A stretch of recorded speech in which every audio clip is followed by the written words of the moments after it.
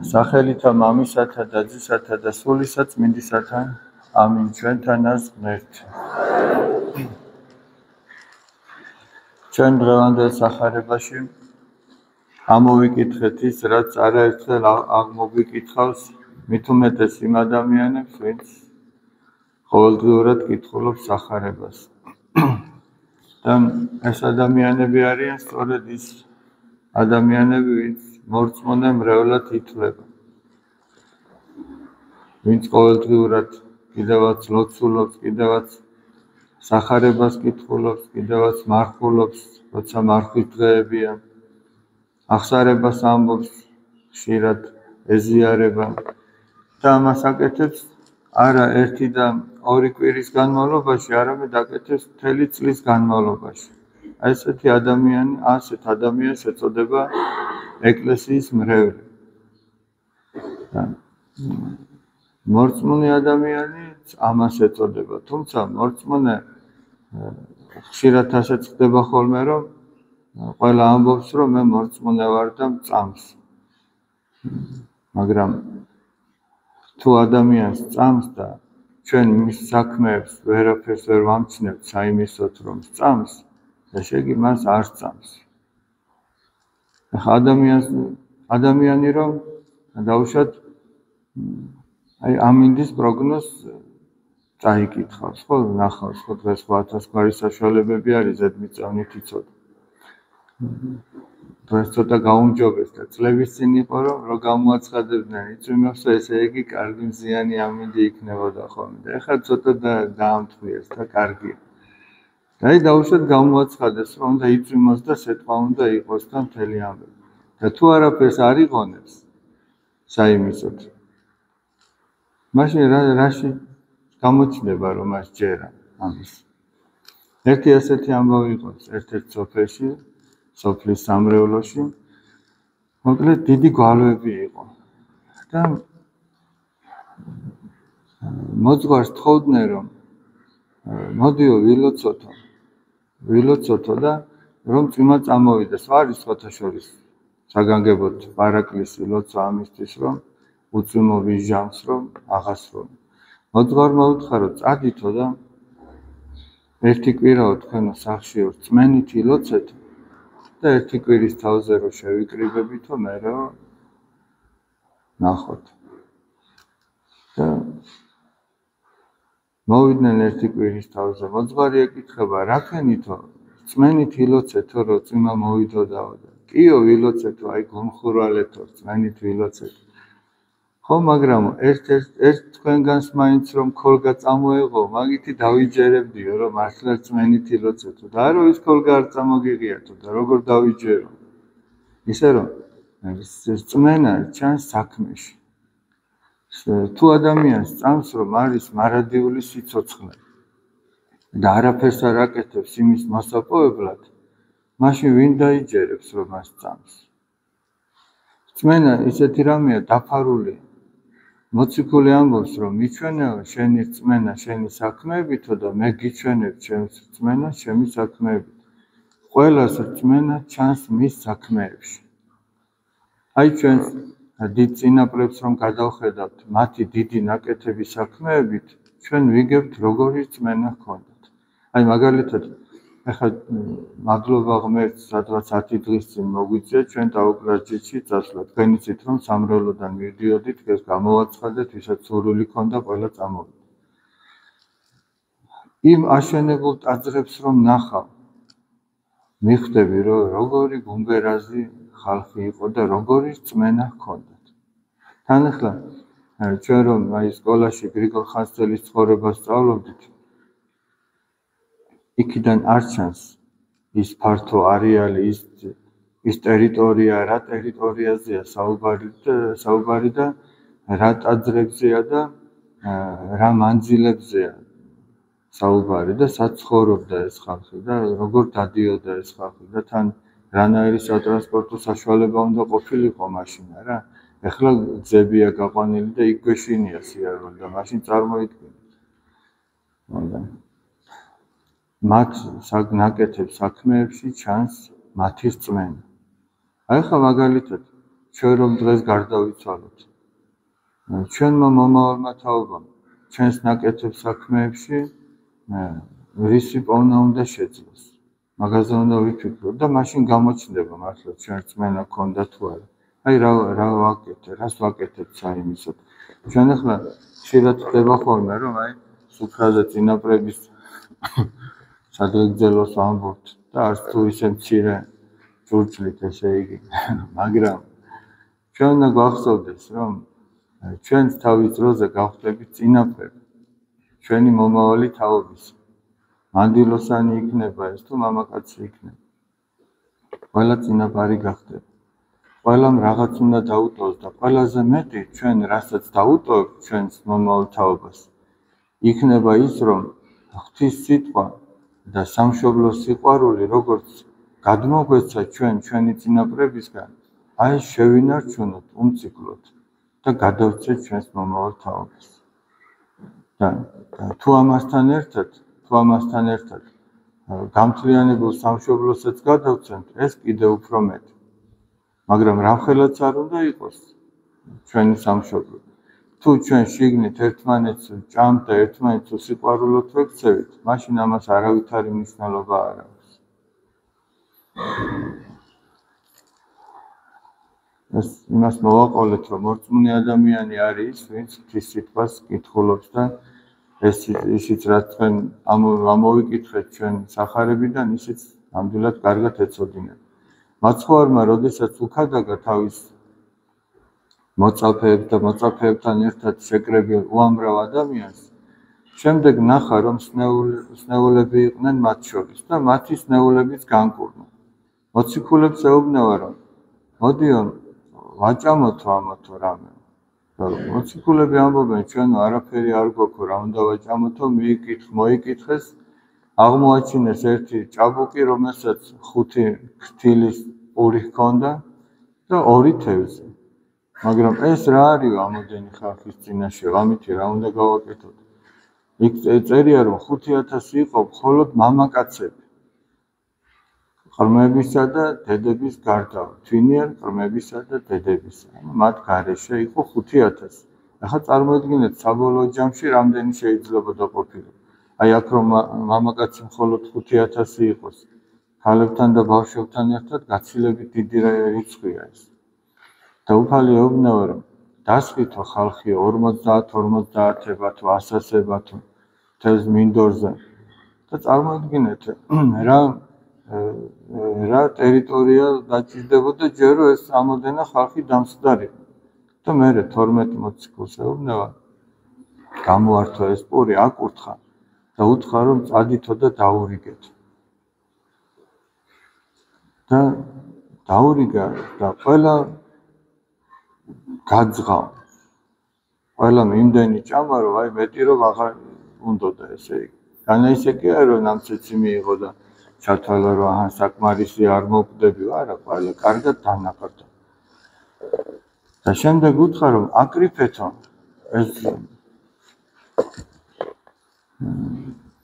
საჭმელიო, რომ არ გაფუჭდეს და ავსეს 12 გოდორი შეკრიბეს.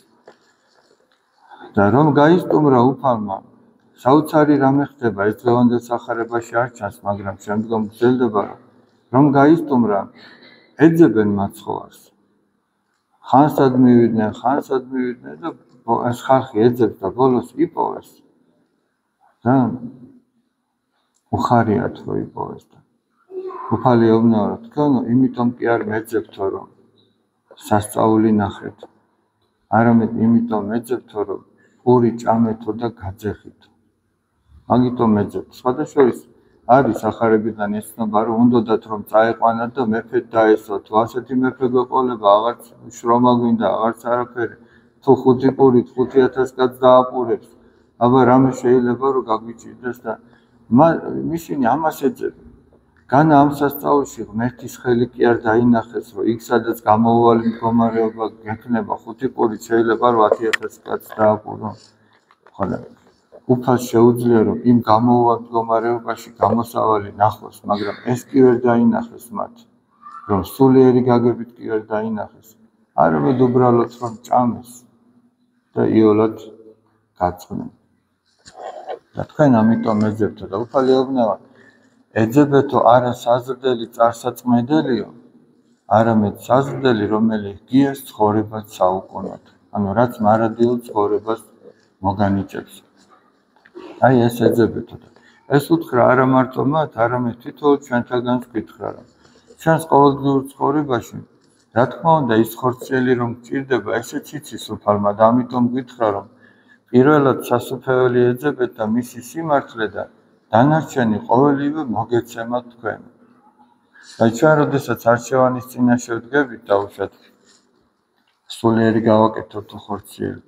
სამწუხაროდ და ხშირ შემთხვევაში ამ წუთისოფლის სულით გაჟღენთილი ადამიანი ირჩევს ხორციელს. იმიტომ რომ ფიქრობს, რომ იმ სულიერმა მე რა უნდა მომიტანოს. აი ამას წინათ იყო ესე იგი. სოფელში რომ მივდივართ ხოლმე ფლავში მოხდა ასეთი რამე. ერთ-ერთი მრევლი ამბობდა წლების წინ, რომ რას დადიხართო ტაძარშიო ვიღაცა შეუნაო მრევლსო. რაო მღვდელიო პურს გაჭმევთო? მაგრამ თუ საჭიროა მღვდელი პურსაც გაჭმევს, მაგრამ ის პური მოგშივდება კიდე. და მღვდელმა თუ შენ მოგიტანა სიტყვა ღვთისა, რომელიც არის მართლაც საუკუნო სიცოცხლის მომნიჭებელი, ეს მეტია და ამას არაფერი არ შეედრება. მოციქულები ესე იგი, როდესაც მაცხოვარი მიატოვეს, რომ ზოგიერთმა მოწაფემ რომ ვერ გაიგეს, რას ეუბნაოდა უფალი, როდესაც ის ზეციური პურის შესახებ საუბრობდა, რომ მე ვარო ის ზეციური პური, რომელიც ზეცით გარდა მოხეთ. თქვენ იცით, რომ ისრაელი რომ ეგვიპტიდან გამოდიოდა, უფალმა ზეციური მანანათი დააპურა. ეს მანანა ნიშნავდა რა არის ეს პატარა ქინძის თავის ოდენა, ქინძის მარცვლის ოდენა ისინი იყო ხორხოშინა მარცვლებიდან. ამითი გამოკვება უფალმა, სადღაც 2-3 მილიონი ადამიანი. ეს იყო ზეციური პური, ამას ეძახდნენ, მაგრამ უფალი ეუბნება, რომ ის კი არ არის ზეციური პური, მე ვარო ზეციური პური. და ვერ გაიგეს ხალხმა და მიატოვეს. და უფალი ეკითხება მოციქულებს, რომ თქვენც ხომ არ გინდათო რომ წახვიდეთ? ანუ თუ გინდათ თქვენ წადით. და პეტრე მოციქული საოცარ სიტყვებს ეუბნება, სად წავიდეთო უფალო? საუკუნო სიცოცხლის მომნიჭებელი სიტყვები შენაგავს. და ჩვენ ანუ უკეთეს ადგილზე სად წავიდეთ? შენაგავს ის სიტყვები. რაც ჩვენ მარადიულ სიცოცხლეს მოგვანიჭებს. ამიტომაც აი სწორედ ესე იგი ღვთის სიტყვა არის ის, რისი მორჩილებითაც ჩვენ საუკუნო სიცოცხლეს ვეზიარებით. და ეს საუკუნო სიცოცხლე არ იწყება სადღაც და როდესაც, ეს აქ იწყება. აქვე უნდა ადამიანმა, ესე იგი, აწმყოს მოხელთებით, როგორც წმინდა პაისი ათონელი ამბობს, იმ წამის მოხელთებით ადამიანი მარადიულობას მოიხელთებს. ჩვენ ფაქტიურად აწმყოში ვცხოვრობთ, ჩვენ არ ვცხოვრობთ არც წარსულში და არც მომავალში, იმიტომ რომ წარსული და მომავალი არ არსებობს ფაქტიურად. წარსული წავიდა და იქ ჩვენ ვერაფერს ვერ შევცვლით. მომავალი ჯერ არ დამდგარ, აი ამ წამში რო ჩვენ მე გარდავიცვალო. მომავალი ხო არ დადგება. ჩემთვის ეს წამია. აი ამ წამს რა გადაწყვეტილებას ვიღებ, ამ წამს რას ვამბობ, რას ვფიქრობ, რას მოქმედებ, ეგ არის ყველაზე მნიშვნელოვანი. იმიტომაც ამბობს, რომ იმ წამის მოხელთებით შენ მარადიულობას მოიხელთებ. იმ წამში როგორ იქცევი, ეგ არის ყველაზე მნიშვნელოვანი. აი მე ბავშვებს უყვები ხოლმე ერთი ძალიან კარგი ის არის აი ამის აღსანიშნავად. ერთ-ერთი თქვენ იცით, მაგრამ კიდევ ერთხელ გავიხსენოთ, ეს მართლა ძალიან მნიშვნელოვანი. ერთ-ერთი მეფე იყო, რომელსაც სურდა, რომ ყოველგვარი სიბრძნე შეეძინა. ჭკვიანი კაცი იყო, როგორც ჩანს და კიდევ უფრო მეტი უნდოდა, რომ შეესწავლა. გაეგო, რომ ერთი მოხუცი ბრძენი ცხოვრობს სადღაც ტყეში, ადგა შეჯდა ცხელზე და წავიდა გაემართა მისკენ. როდესაც მივიდა ამ მოხუცთან, ნახა, რომ ეს მოხუცი ყავს აკეთებდა და ჩამოვიდა, უბრალოდ ცხენიდან ეკითხება, მოხუცაო, გამიგიაო შენზეო, რომ ყველა შეკითხვის პასუხი გაქვსო და 3 კითხვა მაქვსო და იქნებაო მიპასუხო. და ეკითხება, ვინ არის ყველაზე მნიშვნელოვანი ადამიანი ჩვენს ცხოვრებაში? რა არის ყველაზე მნიშვნელოვანი საქმე ჩვენს ცხოვრებაშიო და ყველაზე ღირსშესანიშნავი დღე რომელია ჩვენს ცხოვრებაში? მოხუცმა თითქოს ყურადღება არ მიაქცია. არა და მეფეა ახლა ეს, მაგრამ ბრძენიც რისი ბრძენია რომ უნდა ესწავლებინა. ხო და გააგრძელა ამ კვალის კეთება. ამ მეფემ შეატყორა ეს მოხუცია და ცოტა უჭიშ რომ ჩამოვიდა ცხენიდან. აიღო თვითონაც ბარი და მიეხმარა ამ კვალის გაკეთებაში. ცოტა ხანში ცოტა რომ იშრომეს იქ ახლოს გამოჩნდა ერთი ახალგაზრდა კაცი, რომელსაც სახე დასისხლიანებული ჰქონდა. ეს მეფე შეღონდა, ჩააგდო ეს ბარი იქვე და წავიდა და ამას მიხედა, ესე იგი მობანა სახე, შეიყვანა მოხუცის ქოხში, დააწვინა და მოკლედ იმ დღეს უპატრონა და ეს საღამოც ესე დამთავრდა. დილით გაიღვიძა მეფემ, გამოვიდა ისევ და ნახავს ხედავს რომ ახლა ეს მოხუცი ამ გაკეთებულ კვლევში თესავს რაღაცას. ახლა მივიდა და ეკითხება, მოხუცო, მე იმისთვის მოვედიო რომ ეს სამი შეკითხვა გავიგო, პასუხი გავიგო და არ მეთქვიო რაშია საქმე. შენო განათავად არ გაეციო პასუხიო პირველ შეკითხვასო. როგორ და შენ რომ მოხედიო აქოდან რომ დამინახეო რომ მიჭირდაო შრომაო, ხო ჩამოხედი ცხენიდან და ხო მომეხმარე. მე ვიყავი შენთვის ყველაზე მნიშვნელოვანი ადამიანი. და ის საქმე, რასაც ჩემს დასახმარებლად აკეთებდი, ის საქმე იყო ყველაზე მნიშვნელოვანი იმ დროს შენთვის. შემდეგო ახალგაზრდა ჭაბუკი რო გამოჩნდაო და დასისხლიანებული რო იყო, ხო დატოვე ჩემი საქმე და ხო იმასთან გაეშურე, იმიტომ რომ ის უფრო საშური საქმე იყო, კაცი შეწუხებული იყო და რაღაც მუგეში ჭირდებოდა. მაშინ უკვე ის იყო შენთვის ყველაზე მნიშვნელოვანი ადამიანი და ყველაზე მნიშვნელოვანი საქმეც ის იყო. და რაც შეეხება ყველაზე ღირსშესანიშნავ დღესო, ეს არისო დღევანდელი დღეო. იმიტომ რომ ხვალინდელი დღე არ არსებობს. გუშინდელთანაც ჩვენ შეხება აღარ აქვს. იმიტომაც ამბობს პატრიარქი რომ ყოველი გათენებული დღე არის ღვთის საჩუქარი. მადლობა უნდა უთხრას ადამიანმა ღმერთთან. ჩვენ აი ცხოვრებაში ხშირად შეგხვდება მნიშვნელოვანი ადამიანიც, მნიშვნელოვანი საქმეც და ყველაზე რთულია იმ წამში ის მნიშვნელოვანი საქმე და მნიშვნელოვანი ადამიანი აირჩიო.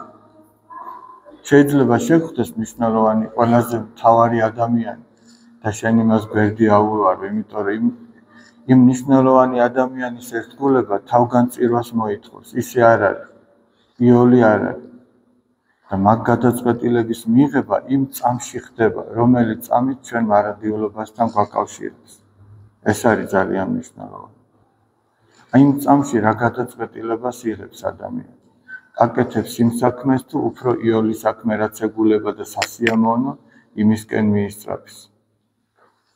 ვიღაც უერთგულებს იმ ადამიანს და იმ საქმეს.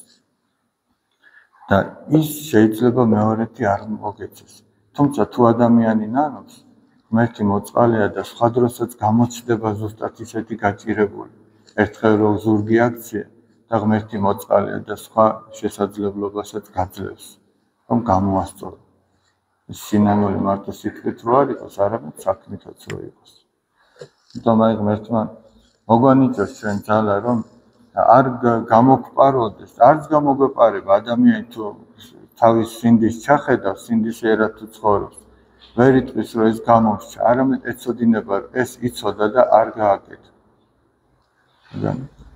აი გვეპოვოს მნიშვნელოვანი საქმეს, მნიშვნელოვანი ადამიანის და ყველა დღეს გავფრთხილებოდეთ, ყველა წამს გავფრთხილებოდეთ, იმიტომ რომ შემდეგი წამი გარანტირებული არავის არ აქვს.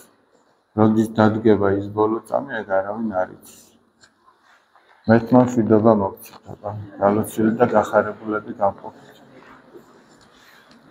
ამ კვირაში ჩვენ პატარების საკვირაო სკოლაც და დიდების საკვირაო სკოლაც გაგიჩნდება სამწუხაროდ ბანაკის ბავშვები მიყვარს. და შემდეგი კვირიდან უკვე 11 აგვისტოდან პატარებისაც და დიდებისაც ღვთის მადლით გაგრძელდება.